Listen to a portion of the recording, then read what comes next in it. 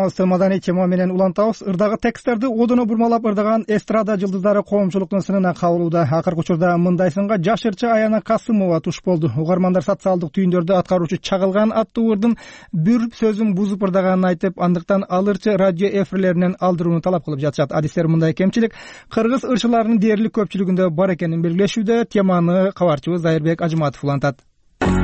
Угармандар Аяна Касымова аткарган Аксубай Атабаевдин айтылуу чагылган аттуу классикалык чыгармасында ырдын текстиндеги башка табыс бир күрмөнүн ичинде деген жери башка табыс бир түрмөнүн ичине деп айтылганын белгилешет. Азыр Касымованын аткаруусунда аталган ырдын ошол кайрыгын уксак.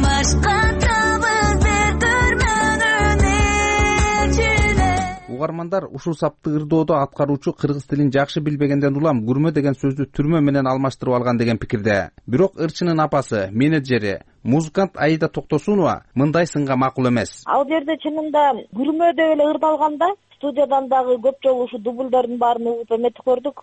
Просто үн менен музыка кошулганда бир какой-то бир частотаданбы бир ушу түрмө эмес мындай мындай дүрмө дегенде угуп калат экен да. Эгерде алыстан уксачы, күнөө чынында Аянада эмес да бул жердечи. Аяна күрмө деп эле ырдаган.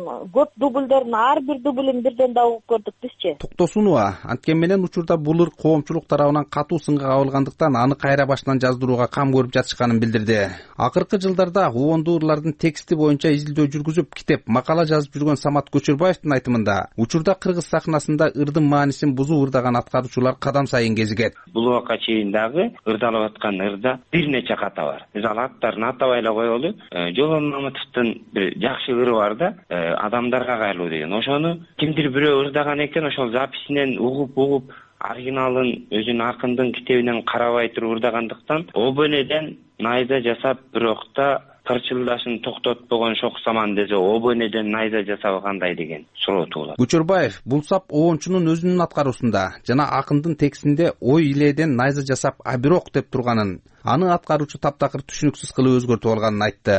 Оончу Түмөнбой Колдошевдун айтымында, учурда аткаруучулардын көбү өзүнө жаккан оонун текстин интернет желелеринен таап, анын маани-маңызын карап отурбай эле ырдап коюшат. Ким өзүн ырчы деп эсептесе же ырдагысы келсе, кайсы бир жаккан ырды алат дагы, аны авторлордон сурабайт, анын бир оригинал автордун аткаруусун угушпайт, интернеттен текстин алып, уккан боюнча гана ырдап салышат. Мисалы, Мизин Албаевдин сөзүнө жазылган Исрай Наманбаевдин Ай жарык деген ырын мисалга келтирели дагы. Дедиң дагы мага карап токтодуң, колду сундуң, коштошууга окшодуң. Эсен тур деп оң колумдан бек кысып, ич жылытып, жүрөгүмдү козгодуң дегенде, тиги аудио вариантында уккан боюнча эсен тур деп оң колумду бек кысып, иши кылып, жүрөгүмдү козгодуң деп ырдап жүрүшөт да.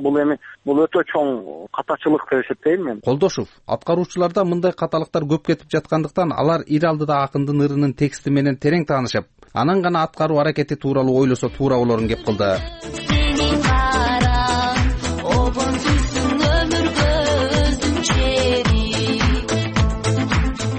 Бул жерде ырчы Айгерим Расул кызы Кызыл өрүк аттуу айтылуу ырды аткарып жатып, андагы болгон суйсуң өмүргө өзүң шерик деген сапты обон суйсуң өмүргө өзүң черик деп ырдап койгондой.